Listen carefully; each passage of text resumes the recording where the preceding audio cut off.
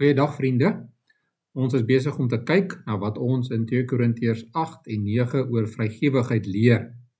Ons het reeds gekyk na hoe vrygewigheid lyk en hoekom ons vrygewig moet wees.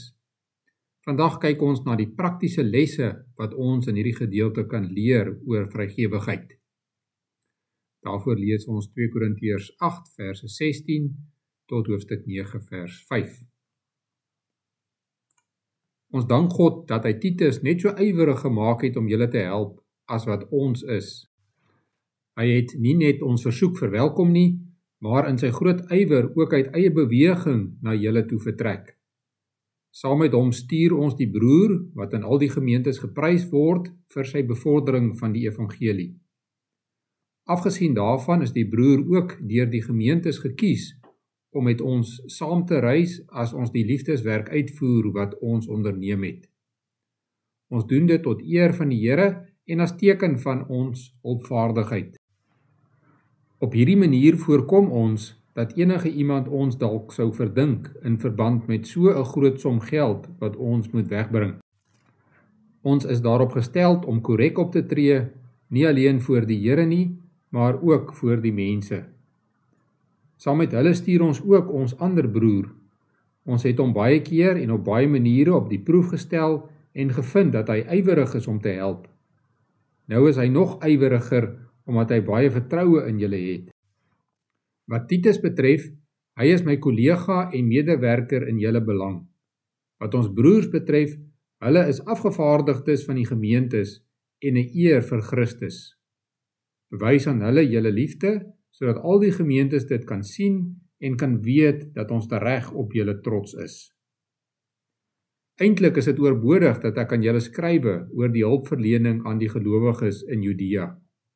Ek weet dat julle graag wil help en ek het al by die Macedoniërs met lof oor julle gepraat. Agaia, het ek gesê, is al 'n jaar lank reg om te help.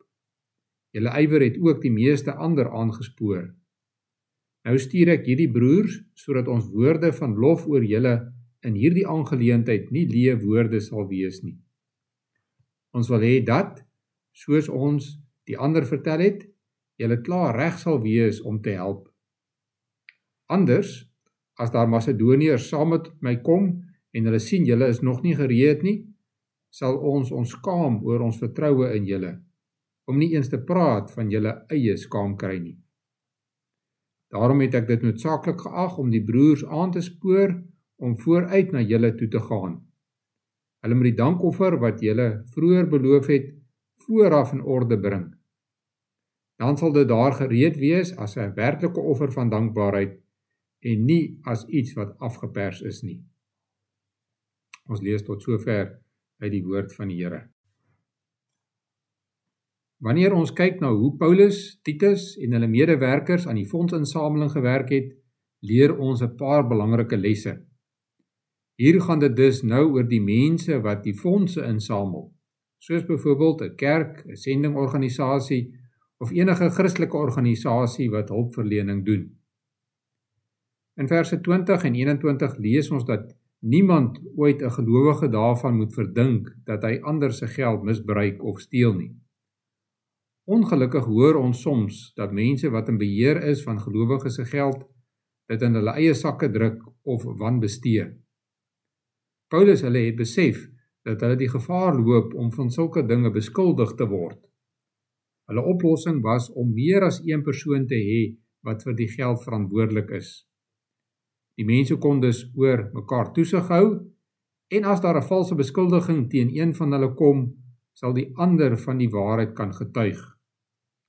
Dit is 'n eenvoudige beginsel wat ons steeds kan toepas. Wanneer jy met ander se geld werk, hou goed boek daarvan en werk openlik saam met ander mense, sodat julle mekaar kan help en beskerm. Ons het gehoor dat Christene moet doen wat hulle gesê het, en daarom moet hulle klaarmaak waarmee hulle begin het. As jy dus 'n fondsinsamelingsprojek begin, moet jy dit afhandel. Maar natuurlik kan jy dit nie afhandel as daar nie mense is wat saamwerk en die geld gee wat nodig is nie. Daarom moet jy, wanneer jy 'n projek begin, dit ook opvolg en seker maak alles is in plek sodat jy dit kan afhandel. Ons lees heel wat hieroor in die gedeelte. Titus gaan om seker te maak dat die mense in Agaia, dit is die Korintiërs en hulle bure, se fondse gereed is wanneer Paulus opdaag om die werklike insameling te doen. Hierdie brief dien ook as 'n herinnering dat hulle alles moet regkry vir die geleentheid. Ons leef in 'n sondige wêreld en daarom kan ons nie net aanvaar dat mense gaan onthou en doen wat hulle gesê het nie. As jy aan die hoof van 'n projek staan, volg dan op met die mense en herinner hulle aan wat moet gebeur. As jy self 'n belofte aan 'n projek gemaak het, maak vir jouself 'n nota sodat jy kan onthou daarvan en jou belofte kan nakom. Wanneer ons met die kerk of ander Christelike organisasies se geld werk, moet dit ook Christene wees wat die werk doen. Onthou dat al die geld in die eerste plek aan die Here behoort en daarom moet dit hanteer word volgens God se voorskrifte. 'n Ongelowige sal dalk die regte somme kan maak, maar hy het nie die regte hart om die geld reg te hanteer nie. Dit beteken nie dat die dominee die kerk se finansies moet hanteer nie. Dit beteken wel dat gelowiges met die regte gawes die kerk se finansies moet hanteer. Kry dus professionele mense om die werk te doen, maar kry Christen rekenmeesters. Mense wat nie net die verstand het om die werk te doen nie, maar ook die hart. Ons hoor in hierdie gedeelte dat die verantwoordelike persone mense is wat aanbeveel word op grond van hulle geloof en hulle werk vir die evangelie. Hulle word nie aanbeveel omdat hulle goeie besigheidsmanne of boekhouers is nie. Laastens moet ons onthou dat vrygewigheid en die insameling van ander se vrygewige gawes liefdeswerk vir die Here is.